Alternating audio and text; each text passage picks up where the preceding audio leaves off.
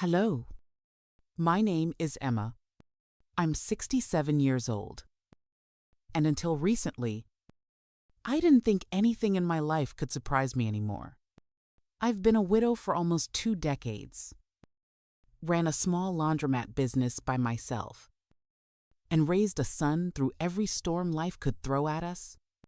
I've lived a life of practicality: cardigans over style, sneakers over heels. And when it came to clothes, I always chose function over flair. But on this particular Thursday afternoon, I was standing in front of a boutique mirror in downtown Asheville, North Carolina, wearing a navy blue cocktail dress that cost more than I'd spent on clothing in 6 months. "It suits you beautifully, Miss Rayburn," the saleslady said, gently smoothing out a fold near my hip. "That color brings out your eyes." I nodded, a little awkward, not used to compliments. But today, I wanted to believe them. I was buying the dress for my son's wedding. Jordan, my only child, was getting married in 2 weeks to a woman named Madeline. And even though things between Jordan and me hadn't been easy over the years, I wanted to look dignified, present, like a mother who belonged there. I handed the dress to the cashier, slid my credit card across the counter, and walked out into the late spring sun. My old Subaru was waiting for me in the parking lot. Loyal as ever. As I got in, I glanced at the clock on the dash. 2:15 p.m.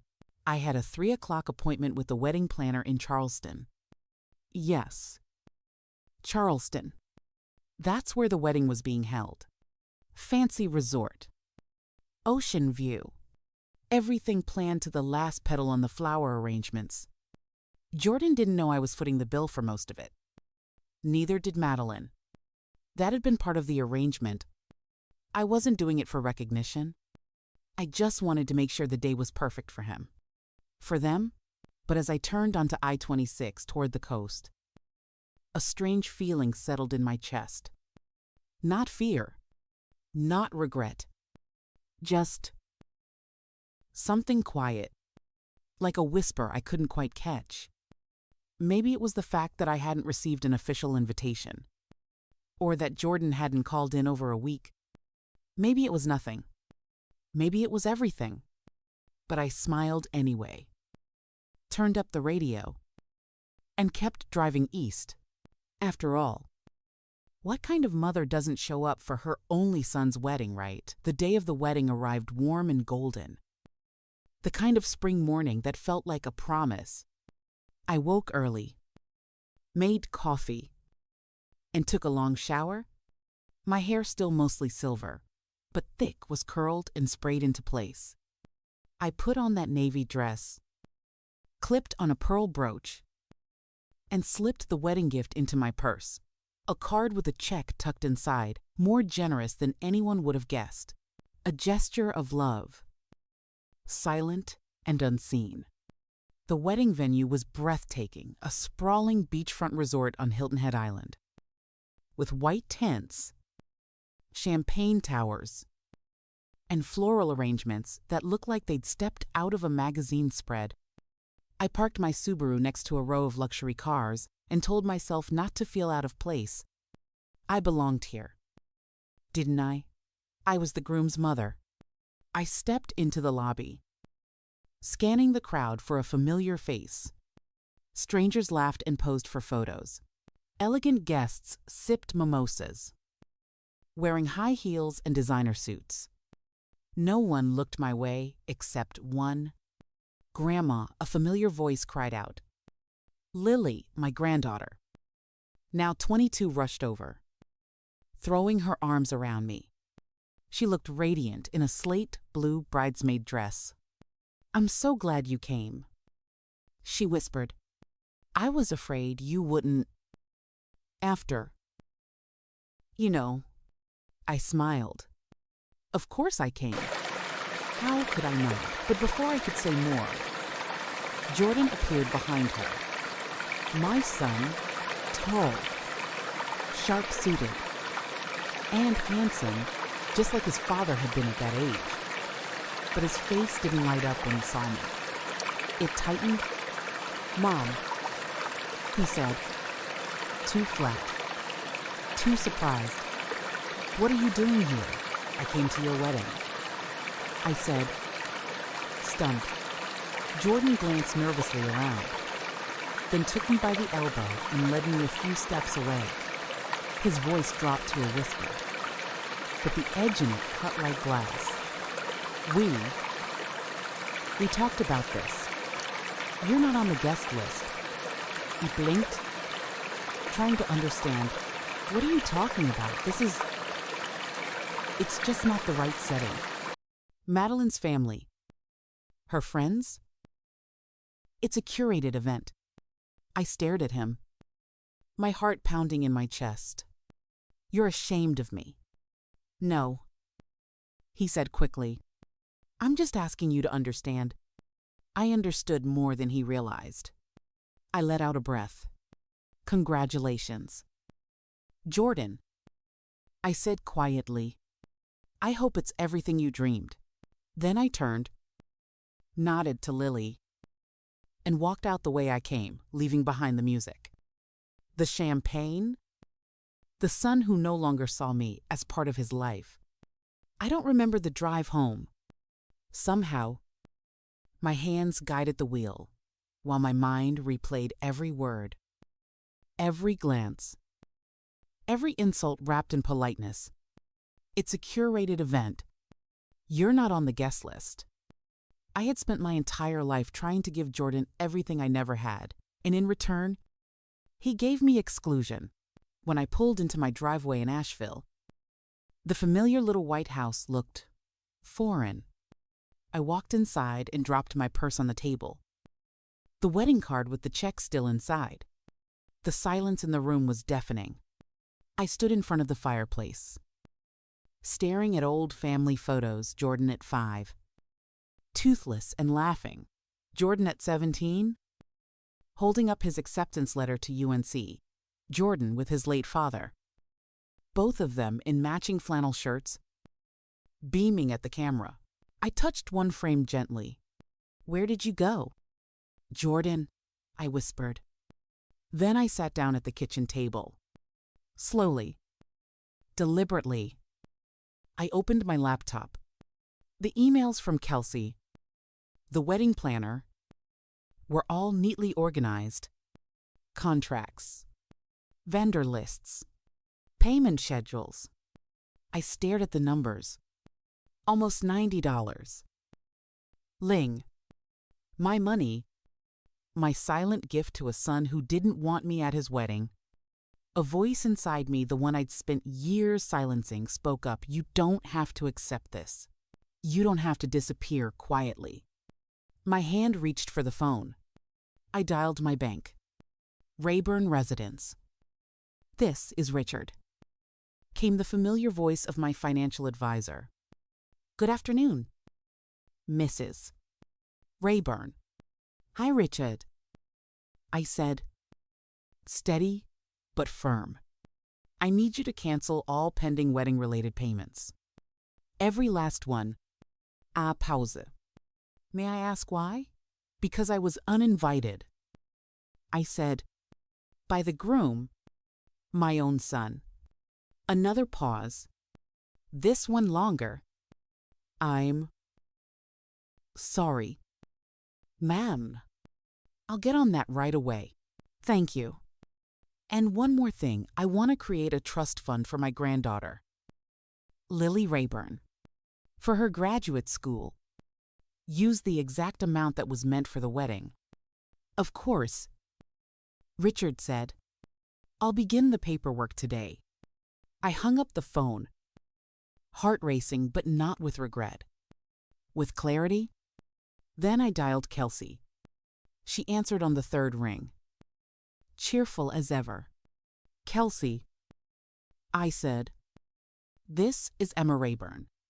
Please inform all vendors that I'm withdrawing funding, effective immediately." There was a beat of silence. "You?" You're serious, very. And before she could try to talk me out of it, I ended the call. No more being invisible. No more being ashamed of who I am. If my son could cut me out of the most important day of his life, I could cut my losses and finally choose myself. Hilton Head Island was glowing under the afternoon sun. Guests sipped champagne, posed in front of the floral arches, and the string quartet played softly in the background. It was the perfect picture until the flowers stopped arriving. "Where's the second delivery?" asked the wedding coordinator. Her earpiece buzzing with static, she checked her clipboard again, sweat breaking on her brow despite the ocean breeze. In the main hall, a pastry chef stood motionless in front of a table that should have held a $3.000 wedding cake.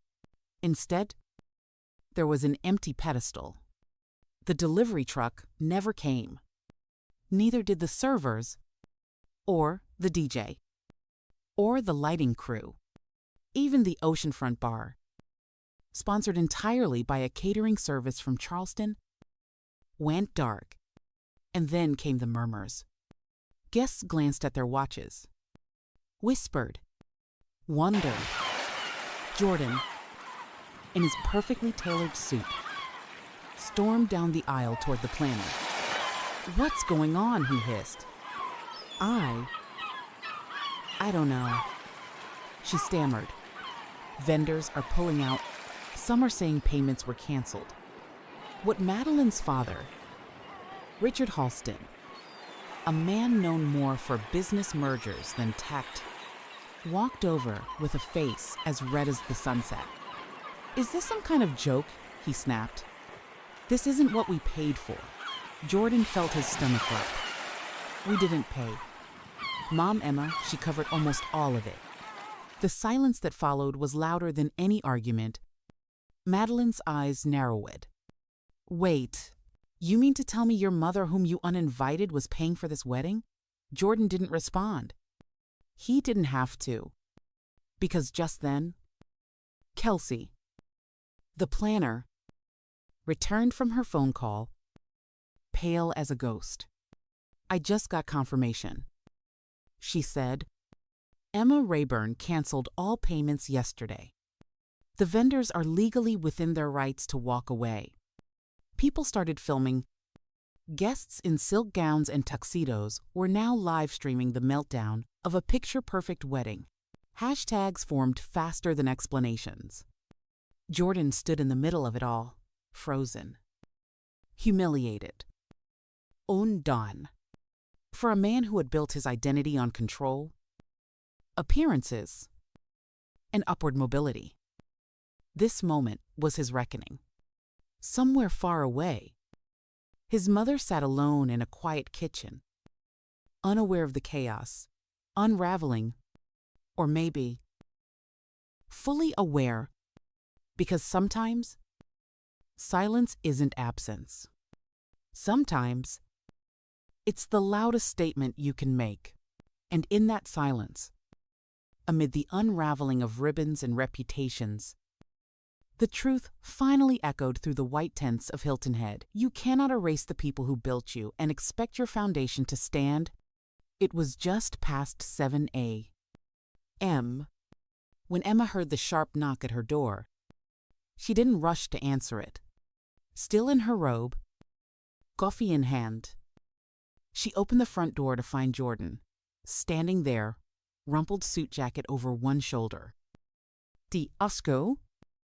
Eyes bloodshot. He looked like he hadn't slept. Or maybe like a man who had finally awakened. "Mom," he said. Emma stepped aside, silent, letting him enter without a word. The air between them was thick, heavy with things unsaid. He stood in the middle of her living room, staring at the old framed photos, the faded couch he used to nap on as a boy. He didn't sit. He didn't offer a greeting. "You destroyed everything," he said finally. Emma took a sip of her coffee. "No," she replied calmly, I just stopped paying for it. Jordan turned, incredulous. You embarrassed me. In front of Madeline's family. In front of everyone. You mean the people who didn't even know I existed? That's not fair. Emma tilted her head. Isn't it? He took a step forward, lowering his voice. You didn't have to go that far. She looked at him squarely. And you didn't have to disinvite your mother from your wedding? Jordan opened his mouth, then closed it again. There were no rehearsed lines now. No press statements to hide behind. I did everything for you. Emma continued. Raised you alone. Paid for school. Helped you buy your first house. And even then, I didn't ask for anything. Not even thanks. But I thought I'd get to be part of the day you married the woman you love. Jordan's face crumpled slightly, guilt peeking through the cracks.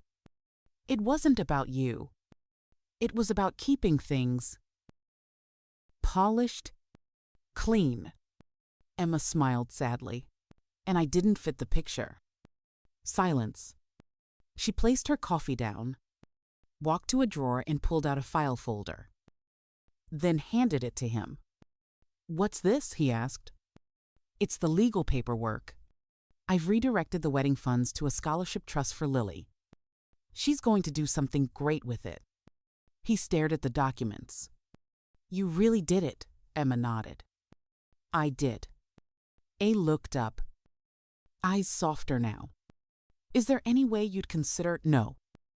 She interrupted gently. There's no version of this story where I keep pretending you didn't cut me out.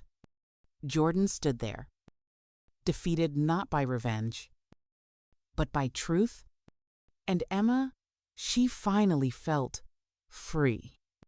After Jordan left, Emma sat alone at her kitchen table, the same place where she'd eaten thousands of quiet dinners, balanced bills, and cried silently when no one was looking. But this morning felt different. Not heavy or lighter. She wasn't heartbroken. Not anymore. That had passed somewhere between the canceled payments and Jordan's stunned expression. What she felt now was something strange, something unfamiliar. Peace. Later that afternoon, she stood at her closet and ran her fingers across dresses, sweaters, and coats she hadn't touched in years. Everything had been saved just in case. For some moment that never seemed to come, her fingers stopped at a pair of hiking boots. Still sturdy, barely worn. A memory surfaced. Blue Ridge Mountains. A brochure she once picked up at the library years ago with the words, "It's never too late to start." She had kept it pinned to the fridge for years before Jordan asked her to take it down, saying it looked sad. She pulled the brochure out of a drawer. Still there, a little faded, but somehow more vivid than ever. The next morning, Emma packed a small bag, tossed her boots in the back seat of her Subaru, and started driving. No GPS, just road signs. Her instincts, and that old spark she hadn't felt since her 20s. She didn't know where she'd sleep that night. And that was part of the magic. By sunset, she found herself in a little town nestled in the foothills, Hendersonville. She checked into a bed and breakfast with creaky stairs, warm cookies at the counter, and a host named Bonnie, who wore mismatched socks and gave unsolicited life advice. Over breakfast the next morning, Bonnie asked, "So what brings you to the mountains?" Emma paused, then smiled. Starting over, she said simply, "Learning to listen to myself again." Bonnie nodded like she'd heard that answer before. Best reason there is. Later, Emma hiked a short trail, just a few miles long. But for her, it felt like Everest. Her legs burned. Her lungs fought. But when she reached the overlook, a quiet ridge with nothing but wind, trees, and sky she sat on a rock, closed her eyes, and laughed. Not because anything was funny, but because for the first time in years, she didn't feel like someone's mother or someone's mistake. She just felt like Emma, and that was more than enough. Back in Asheville a week later, Emma stood in front of her mailbox with a stack of envelopes in hand, some bills, some flyers, and one handwritten letter with no return address. She knew the handwriting immediately. Lily. Inside, the letter was short, simple, but filled with warmth. Grandma, I don't know everything that happened, but I know enough, and I just want you to know I saw you. I always have. Thank you for the scholarship. I cried when I found out, not because of the money, but because of the love behind it. Let's have coffee soon. Just us. No tuxedos. No flowers. Just honesty. Love. Lily. Emma folded the letter carefully and placed it beside her reading chair. She stared out the window for a while, the world soft and golden in the afternoon light. Then she walked over to her writing desk and pulled out a box from the bottom drawer, a box she hadn't opened in years. Inside were dozens of unsent letters, all to Jordan, all written over the years after his father died. Some were angry, some were hopeful, some just lonely.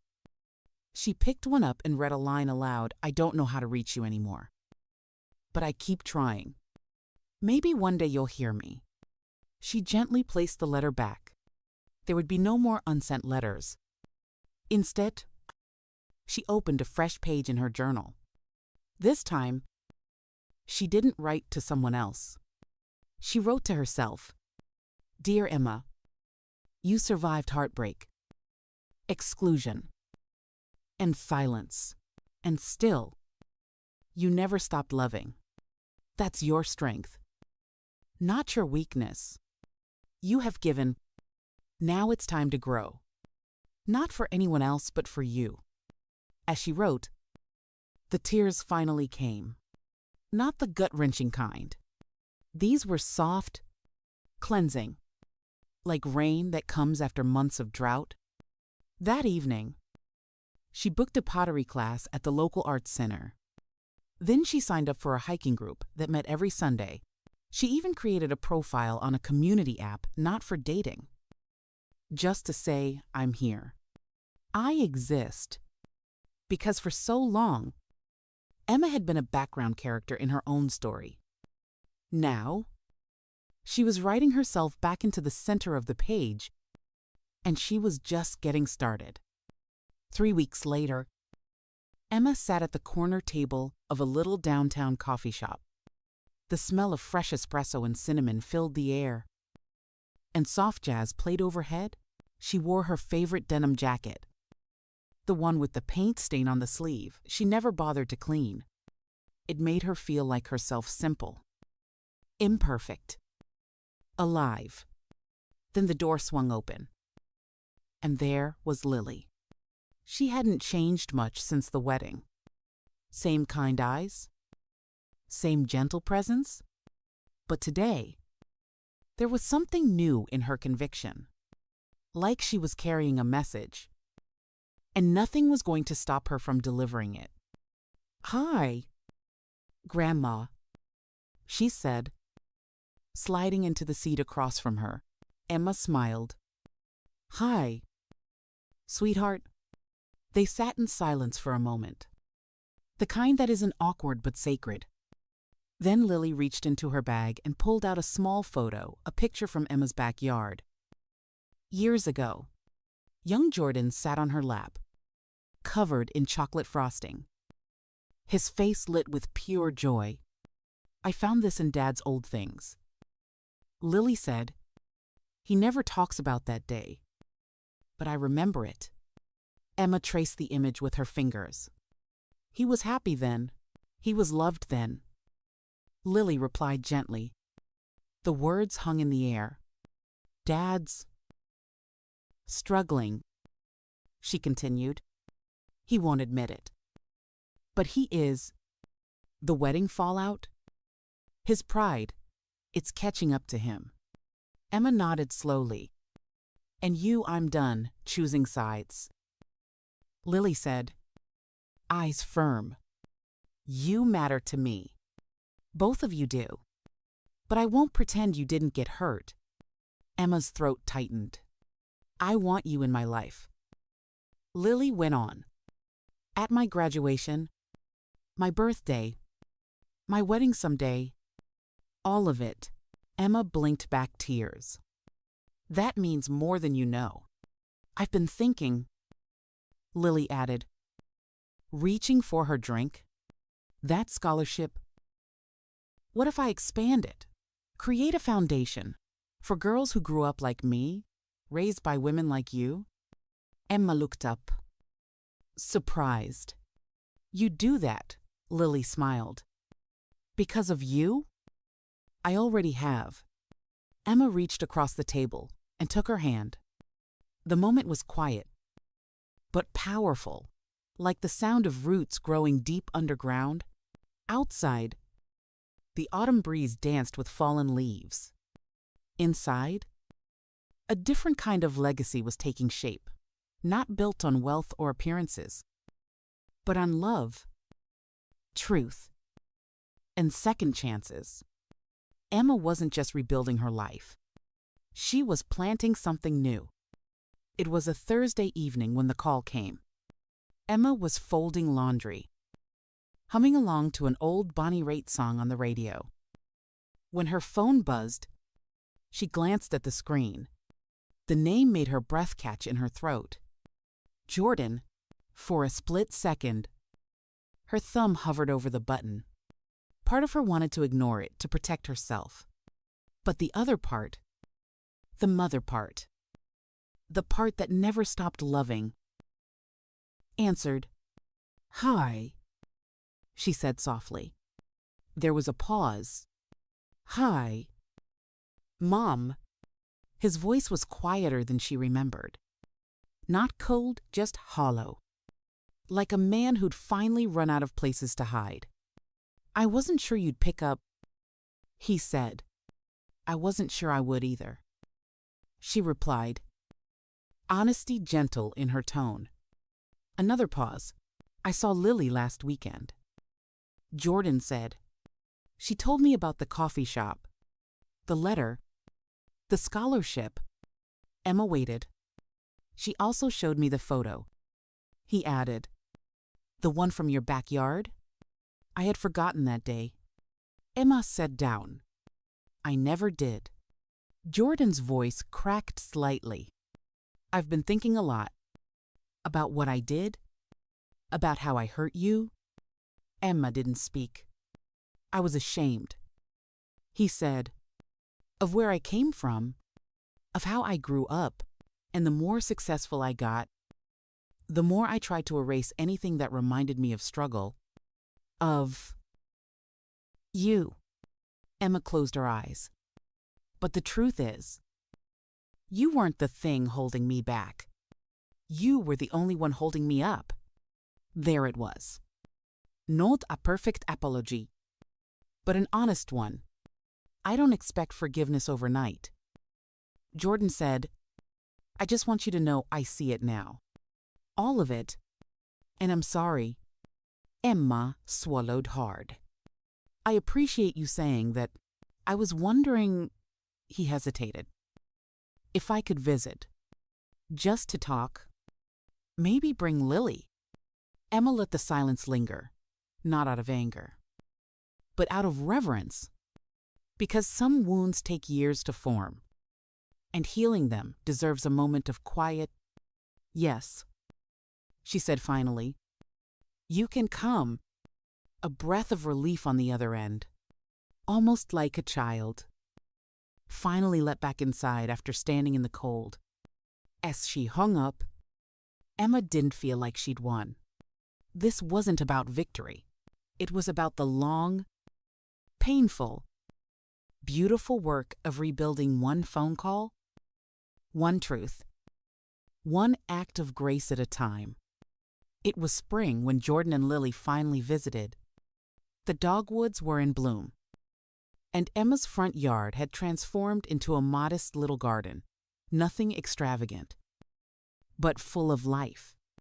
Daffodils danced in the breeze, and a wooden bench sat beneath the old oak tree Jordan used to climb as a boy. Emma had spent the morning baking blueberry muffins, not because she wanted to impress them, but because that's what she used to do when love lived in this house. When their car pulled up, Emma stood at the door, not nervous, not rehearsed, just present. Jordan stepped out first. He looked different, not richer or more polished, just softer, real. Lily followed with a small bouquet of wildflowers in hand. "Hey, Grandma." She beamed, hugging her tightly. Emma's eyes welled. "Hi, sweetheart." Then came the moment that once felt impossible. Jordan stepped forward, hesitated, and then embraced her.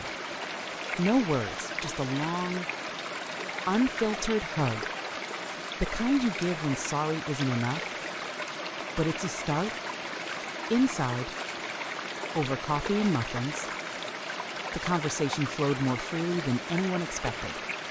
They didn't rehash everything. Some things had already been said. Some things were better left in the silence they'd both survived. Instead, they talked about Lily's foundation, already helping 3 young women begin college. They talked about Emma's pottery classes and how she was thinking of teaching a beginner's group at the community center. They even laughed, really laughed at a story from Jordan's awkward teenage years that Emma hadn't dared bring up in decades. Before they left, Jordan wandered into the backyard. He stared at the oak tree. Then at the bench underneath it, carved into the wood were the words, "Rooted in love." "Growing, anyway." He turned to his mother. "Did you do this?" Emma nodded. "After the wedding." "It's perfect," he whispered. And it was, because this wasn't the ending of a story. It was the beginning of a new one.